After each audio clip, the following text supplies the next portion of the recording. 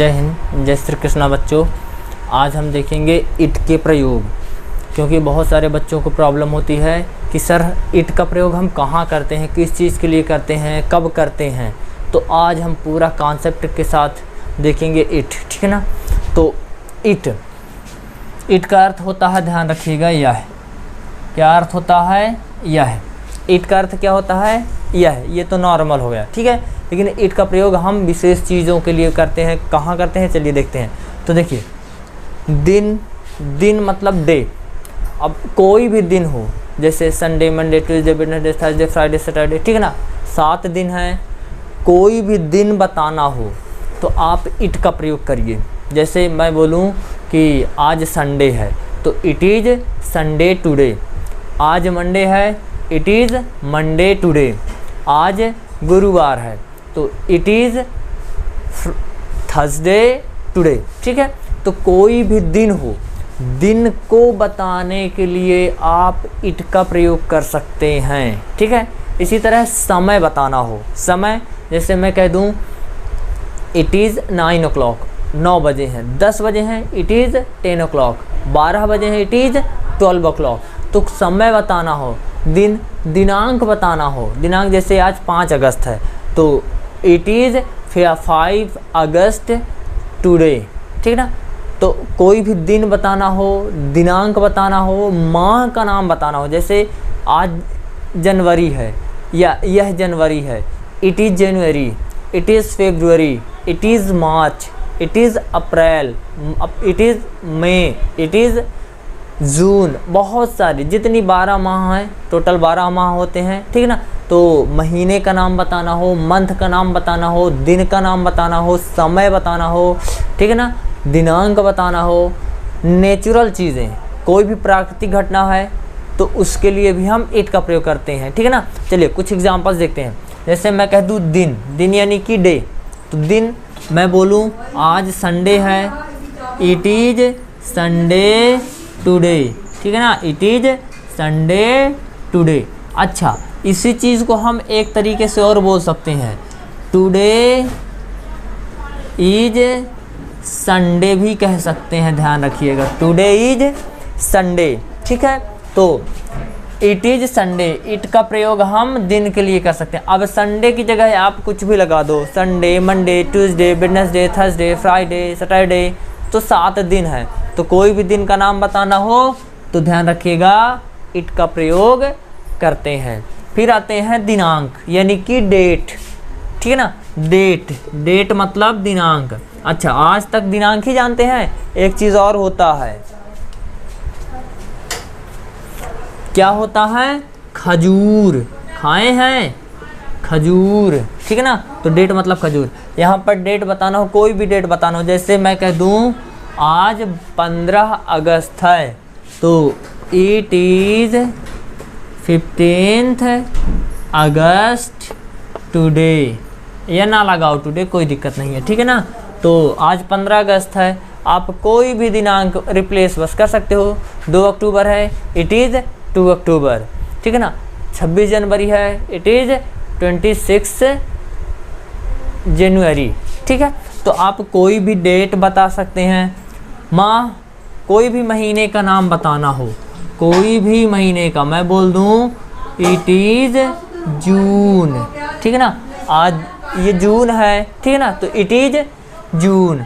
इसी तरह जनवरी, फरवरी, मार्च, अप्रैल, मई, जून, आप 12 महीने हैं, कोई भी महीने ले सकते हैं। मौसम यानी कि वेदर यानी कि कोई भी नेचुरल चीज़ है, प्राकृतिक चीज़ें हैं, ठीक है ना। प्राकृतिक घटना है या मौसम एक ही चीज़ है, तो कोई भी नेचुरल चीज़ है या प्राकृतिक चीज़ें हैं, प्राकृतिक चीज़ों के लिए हम, ध्यान रखिएगा, इट का प्रयोग करते हैं। तो मैं बोलूँ it is the earth quick, ठीक है। अर्थक्वेक का मतलब क्या होता है? भूकंप, ठीक है।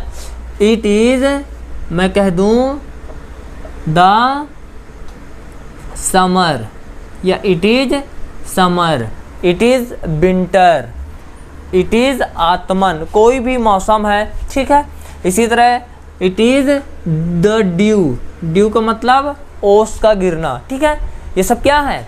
नेचुरल चीज़ें हैं। तो कोई भी प्राकृतिक घटना हो, जैसे मैं कह दूं इट इज रेनिंग, वर्षा होना, ठीक है, it is raining, it is smoking, धुआं का उठना, ये सब क्या है, नेचुरल चीज़ें हैं, यानी कि प्राकृतिक घटनाएं हैं। तो कोई भी प्राकृतिक घटना हो उसके लिए भी हम इट का यूज करेंगे।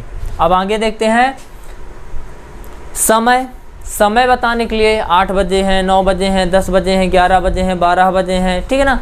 तो मैं क्या बोल सकता हूँ, इट इज 9 o'clock।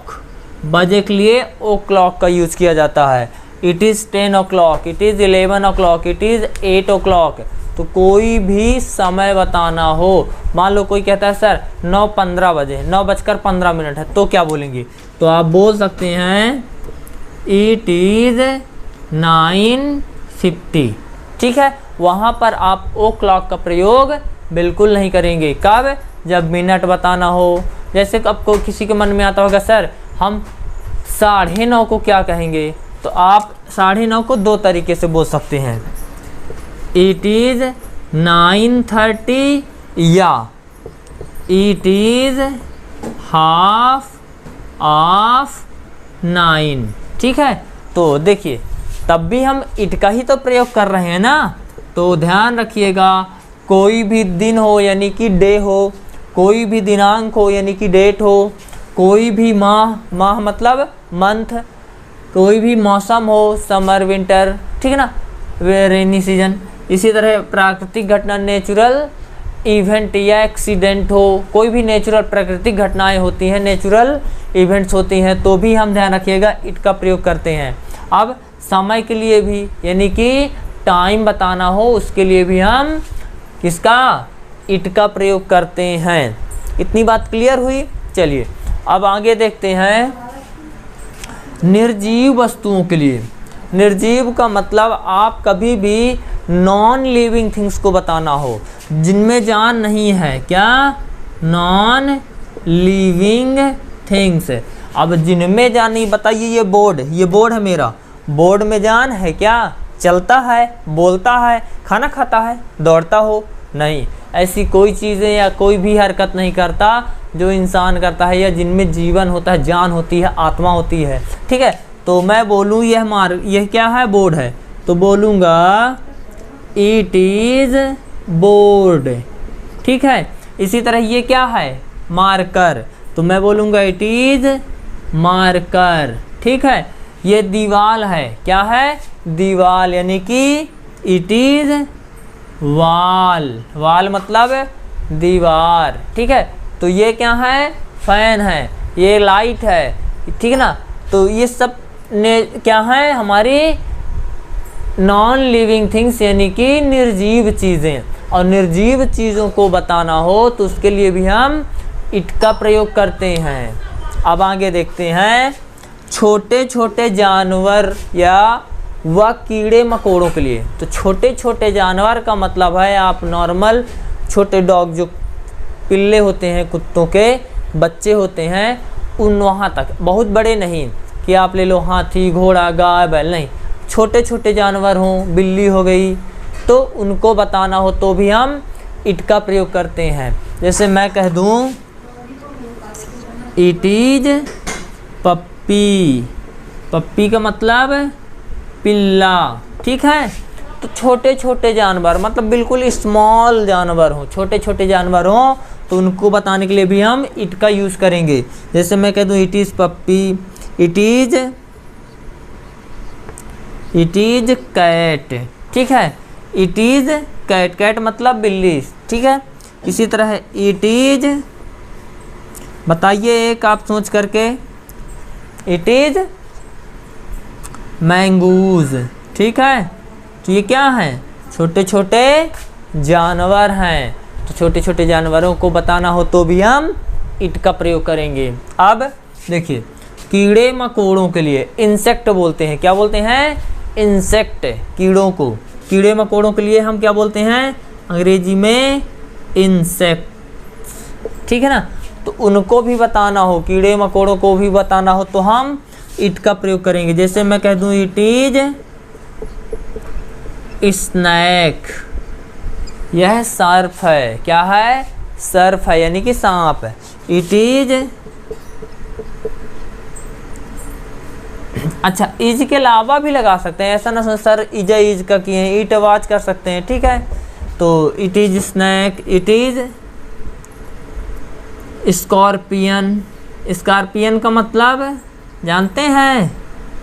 स्कॉर्पियो का नाम सुने हैं गाड़ी का? हाँ, तो उसी से मिलता जुलता है। क्या? बिच्छू। एक बार डंक मारता है ना तो जिंदगी भर याद रहता है। इसी तरह है इट इज आंट। क्या? चींटी, ठीक है। तो ये हमारे हो गए इट के प्रयोग। अब और आगे देखते हैं थोड़ा सा।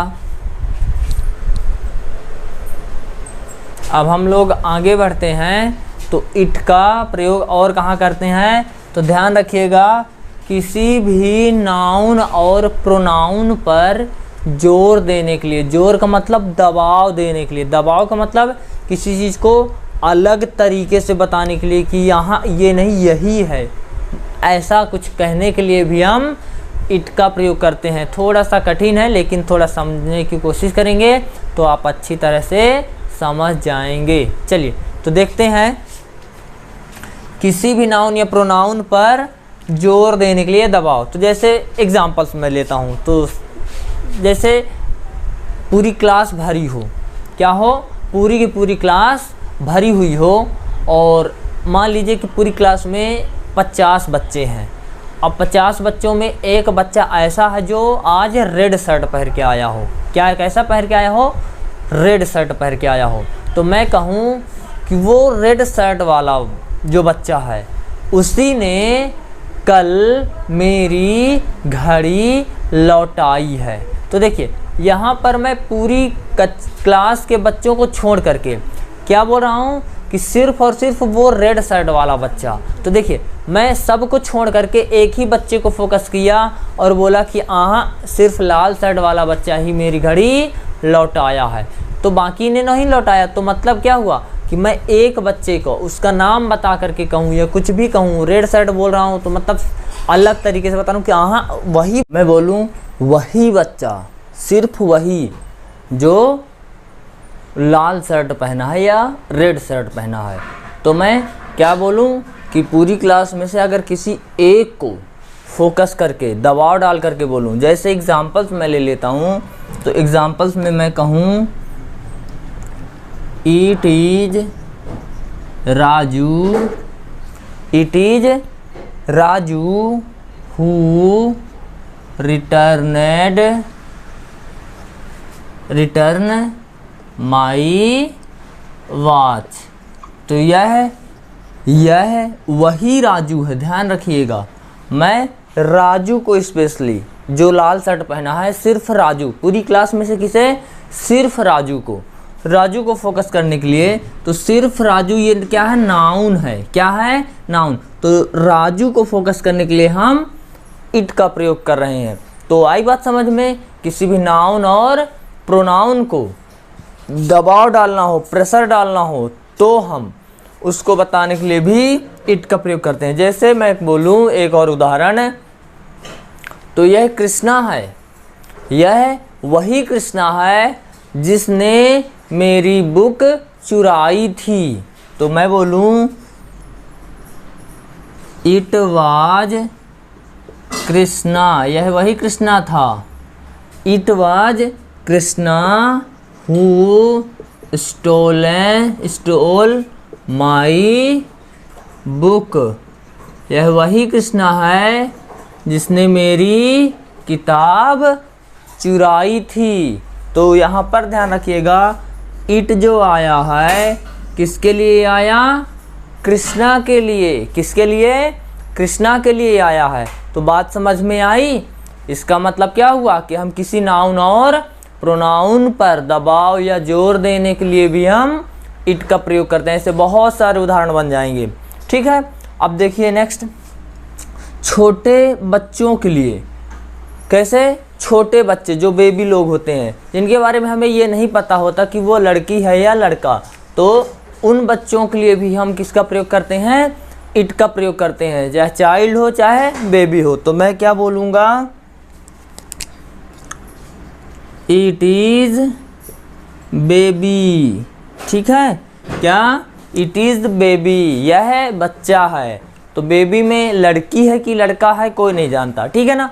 तो ऐसी बच्चों के लिए हम इट का प्रयोग करेंगे। इसी तरह मैं बोलूं इट इज चाइल्ड, क्या, इट इज चाइल्ड, तो ये क्या है, ध्यान रखिएगा छोटे बच्चे हैं। और छोटे बच्चों के लिए भी हम इट का प्रयोग करते हैं, कब, जब हमें ये ज्ञात ना हो या हमें ये नहीं मालूम हो कि वह लड़की है या लड़का। ठीक है, तो इस प्रकार इट के प्रयोग समाप्त हुए। अब हम देखेंगे कुछ नए, कुछ और प्रयोग। तो चलिए, थैंक यू, धन्यवाद।